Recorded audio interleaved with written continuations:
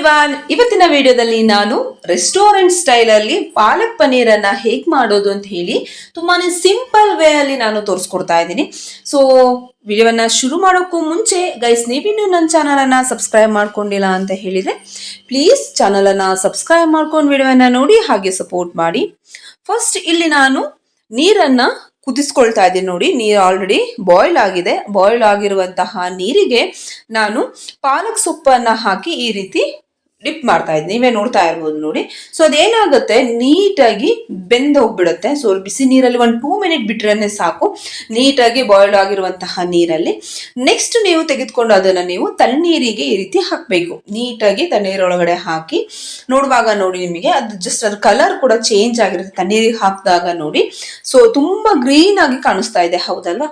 So next ಏನ್ ಮಾಡಿ, ನೀರೆಲ್ಲವನ್ನ ತೆಗೆದು ಅದನ್ನ ನೀವು ಮಿಕ್ಸಿ ಜಾರ್ ಒಳಗಡೆ ಹಾಕೊಂಡು ಅದಕ್ಕೊಂದು 2 ಬೆಳ್ಳುಳ್ಳಿ, ಒಂದ್ ಸ್ವಲ್ಪ ಶುಂಠಿ, ಜೊತೆಗೆ 1-3 ಹಸಿರು ಮೆಣಸಿನಕಾಯಿಯನ್ನ ಹಾಕೊಂಡು ಈ ರೀತಿ ಪೇಸ್ಟ್ ಅನ್ನ ಮಾಡ್ಕೊಳ್ಳಿ. ಪೇಸ್ಟ್ ಅನ್ನ ಆದ್ಮೇಲೆ ನೀವು ಒಲೆ ಮೇಲೆ ಒಂದು ತವವನ್ನ ಇಟ್ಟು, ತವ ಅಥವಾ ಪ್ಯಾನ್ ಯಾವ್ದಾದ್ರೂ ಇಟ್ಟು, ನೆಕ್ಸ್ಟ್ ನೀವು ಆಯಿಲ್ ಮತ್ತೆ ಬಟರ್ ಅನ್ನ ಹಾಕೊಳ್ಳಿ.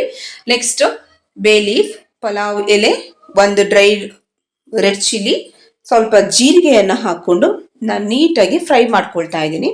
ಸೊ ಅದ್ರ ಕಲರ್ ಚೇಂಜ್ ಆಗುವವರೆಗೂ ನೀಟಾಗಿ ಫ್ರೈ ಒಂದ್ಸಲ ಮಾಡ್ಕೊಳ್ಳಿ.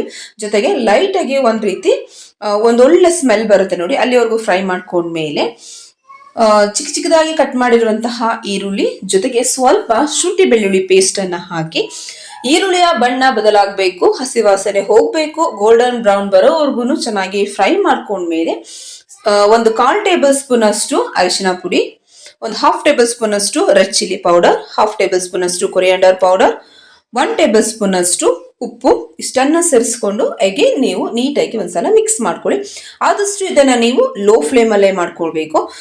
ನೆಕ್ಸ್ಟ್ ಇವಾಗ ನಿಮಗೆ ಗೊತ್ತಾಗ್ತಾ ಇದೆ ನೋಡಿ, ಕಲರ್ ಕೂಡ ಚೇಂಜ್ ಆಗಿದೆ ಅಲ್ವಾ? ಸೊ ನೀಟಾಗಿ ಅದೆಲ್ಲ ಬಾಯ್ಲ್ ಆಯ್ತು ಅಂತ ಹೇಳಿದ್ಮೇಲೆ ನೀವು ಕ್ಯಾಪ್ಸಿಕಮ್ ಅನ್ನ ಹಾಕೊಂಡು ಚೆನ್ನಾಗಿ ಒಂದ್ಸಲ ಮಿಕ್ಸ್ ಮಾಡ್ಕೊಂಡ್ಬಿಡಿ.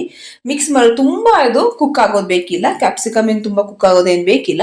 ಸೊ ನೆಕ್ಸ್ಟ್ ನೀಟಾಗಿ ಮಿಕ್ಸ್ ಮಾಡ್ಕೊಂಡು ಹೊಂದ್ಕೊಳ್ಳೋವರೆಗೂ ನೀವು ಇದನ್ನ ಫ್ರೈ ಮಾಡ್ಕೊಂಡ್ಮೇಲೆ ಸ್ವಲ್ಪ ನೀವು ಟೊಮ್ಯಾಟೋವನ್ನ ಆ್ಯಡ್ ಮಾಡ್ಕೊಳ್ಳಿ. ಟೊಮ್ಯಾಟೊ ಅಂತ ಹೇಳಿದ್ರೆ ಸೊ ನೀವು ಗ್ರೇವಿಯ ಥಿಕ್ನೆಸ್ ಅನ್ನ ನೋಡ್ಕೊಂಡು, ಒಂದು ಕನ್ಸಿಸ್ಟೆನ್ಸಿಯನ್ನ ನೋಡ್ಕೊಂಡು ನೀವು ಟೊಮ್ಯಾಟೋವನ್ನ ಬಳಸ್ಕೊಳ್ಳಿ.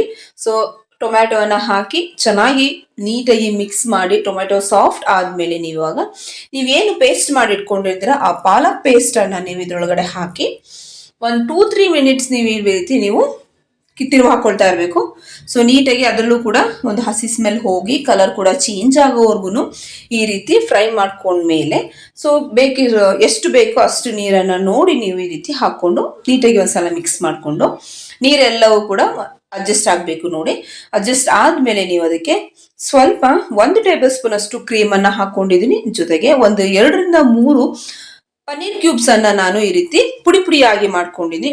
ಪುಡಿಯಾಗಿ ಹಾಕಿ ಏನ್ ಮಾಡಿ, ಪುಡಿ ಮಾಡ್ಕೊಂಡು ಈ ರೀತಿ ಹಾಕಿ ಚೆನ್ನಾಗಿ ಒಂದು 5-6 ನಿಮಿಷ ಚೆನ್ನಾಗಿ ಬಾಯ್ಲ್ ಮಾಡ್ಕೊಂಡ್ಮೇಲೆ 1/4 kg 250 ಗ್ರಾಮ್ಸ್ ಅಷ್ಟು ನೀವು ಇಲ್ಲಿ ಪನ್ನೀರನ್ನ ಆ್ಯಡ್ ಮಾಡ್ಕೋಬಹುದು.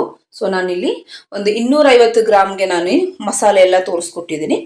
ಸೊ ನೀವು ಇವಾಗ ಅದನ್ನ ಹಾಕಿದ್ಮೇಲೆ 2 ಮಿನಿಟ್ ಅದನ್ನ ಫ್ರೈ ಮಾಡಿ, ಸ್ವಲ್ಪ ಗರಂ ಮಸಾಲೆ ಜೊತೆಗೆ ಕಸೂರಿ ಮೇಥಿಯನ್ನ ನೀವು ಈ ರೀತಿ ಕೈಯಲ್ಲಿ ನೀವು ಕ್ರಶ್ ಮಾಡಿ ನೀವು ರೀತಿ ಹಾಕಿದ್ಮೇಲೆ, ಸೊ ಕಸೂರಿ ಮೇಥಿ ಹಾಕಿದ್ಮೇಲೆ ಜೊತೆಗೆ ಗರಂ ಮಸಾಲೆನ ಹಾಕಿದ್ಮೇಲೆ ಒಂದು ಫ್ಲೇವರ್ ನಿಮ್ಗೆ ಬರೋಕ್ಕೆ ಶುರು ಆಗುತ್ತೆ. ಸೊ ಇವಾಗ ನೋಡಿ ರೆಡಿ ಆಗಿದೆ ರೆಸ್ಟೋರೆಂಟ್ ಸ್ಟೈಲ್ ಅಲ್ಲಿ ಪಾಲಕ್ ಪನ್ನೀರ್. ಸೊ ಟೇಸ್ಟ್ ಅಂತೂ ವಾವ್. ಸೊ ಪೂರಿ, ಚಪಾತಿ, ರೊಟ್ಟಿ ಎಲ್ಲಕ್ಕೂ ಕಾಂಬಿನೇಷನ್ ಆಗಿ ಸೂಪರ್ ಆಗಿ ಹೊಂದ್ಕೊಳ್ಳುತ್ತೆ. ಸೊ ಬೆಸ್ಟ್ ರೆಸಿಪಿ ಅಂತ ಹೇಳಿದ್ರೇನೆ ಪಾಲಕ್ ಪನ್ನೀರ್ ಇವಾಗ ರೆಡಿ ಆಗಿದೆ. ಮನೇಲಿ ಕೂಡ ಟ್ರೈ ಮಾಡಿ. ಮುಂದಿನ ವಿಡಿಯೋದಲ್ಲಿ ಸಿಗ್ತೀನಿ. ನಮಸ್ಕಾರ.